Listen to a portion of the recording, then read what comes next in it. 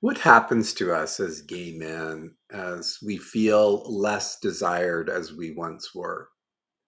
You know how that is for those of you who are in my age group or 50 plus.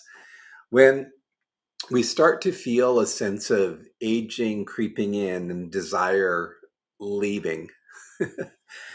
In gay culture, youth is held up to the highest regard. Appearance and desirability are the social currency in which we exchange ourselves in this gay world that we're living in.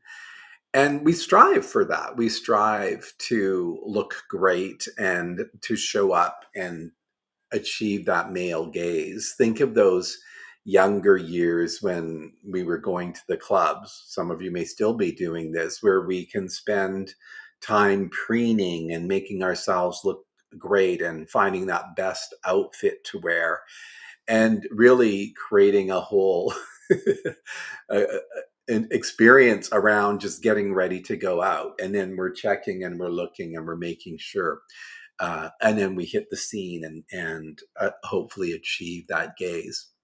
So those days are over for a lot of us. And what happens is we can replace desirability with a sense of feeling like, oh, what happens now? Surely wanting to feel attractive and to feel sexual is a natural thing for a lot of us.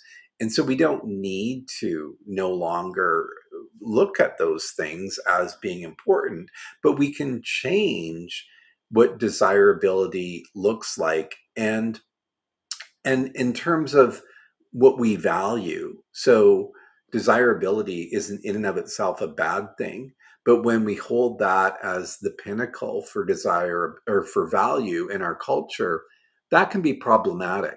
So perhaps maybe what we need to consider is, have we let um, attention be confused for love?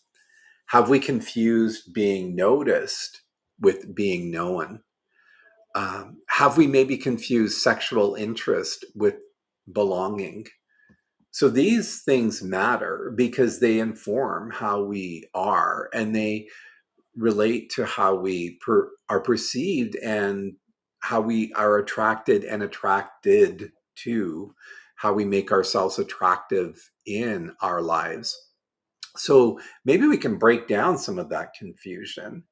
And the thing is, some of us, what we'll do is we'll decide, well, I'm no longer having that desire currency.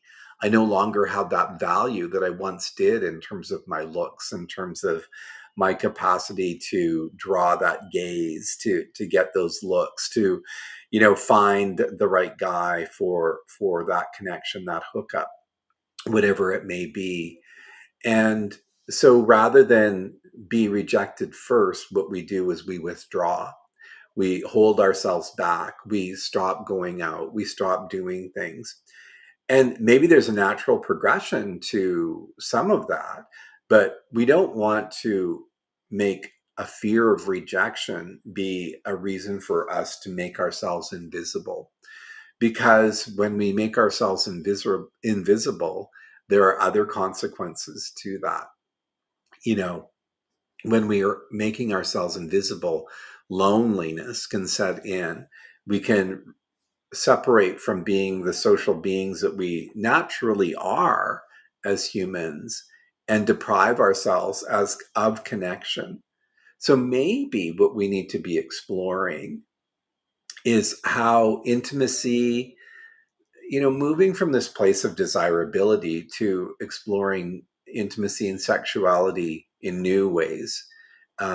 And maybe we can think of them as deepening with age. So it isn't so much about, am I going to catch that gaze? Am I going to find that right guy for, a hookup or whatever the case may be? Am I going to be the one that gets the um, the messages on social media, on the apps, for example? But maybe it can look something like moving away from performance to connection. Maybe it can look like things like touch, tenderness, playfulness, and simple presence becoming the currency from which we derive our value. Friendship is important. And as we age, some of the friends that we've had, maybe those friendships can be examined differently.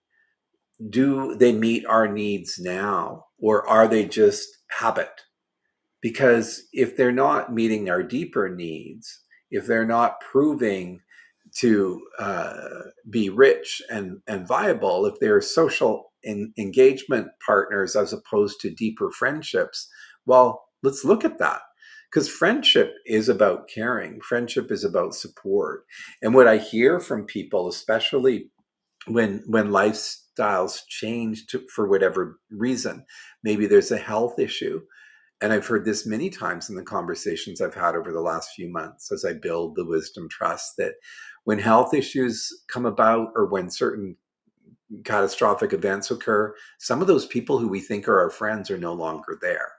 So it's a matter of how do we have richer, deeper conversations so that when something shifts or changes in our lives, that we can rely on those people, that they're going to be there. So friendship is important, caring is important, having more creativity in our lives are important aspects as well, because we want to be keeping this thing here active, engaged, learning and growing, so that we can continue to expand a sense of who we are, how we connect, how we be, and also valuing wisdom. So we've had these experiences, we've lived full lives, and what does that wisdom look like? How are we showing up in terms of sharing what we've learned, how we can be mentors for others, how we can provide insight to the younger generations, and how we can contribute to the gay community. And I would argue create a more vibrant, aging gay community within our culture. So older gay men can provide younger generations with tons of insight, tons of wisdom, tons of mentoring opportunities. And we can create what eldership looks like, because frankly, we don't have a lot of that. We lost the generation ahead of us because of the AIDS crisis. So many of us are modeling eldership at this time. We're modeling this shift away from what used to be the cachet of desirability to the cachet of wisdom, eldership, and um, setting up models for what aging can look like. Aging can become less about holding on to youth and more about becoming fully ourselves. And this can be hard because it's like, well, what is important to me now? Well, yeah, step back and figure that out. If we're doing and living the same way that we did in our 30s and 40s, perhaps we haven't adopted to the shifting, changing of who we are and who we're becoming. Holding on to those practices from the past to try to anchor ourselves in our youth that is no longer there is maybe not the best approach. So becoming fully ourselves and becoming fully aligned with what values to us more now, and again, becoming clear on what those are. So I'll leave you with this reflection.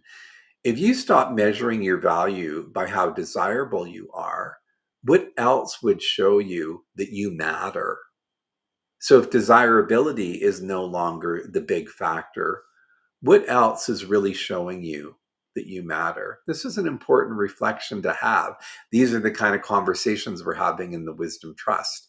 You can check out the Substack essay that I published this week on these topics and comment on that as well. But love for you to join our community in the Wisdom Trust. Hope to see you there and hope to see you participating in these types of conversations. Have a good one.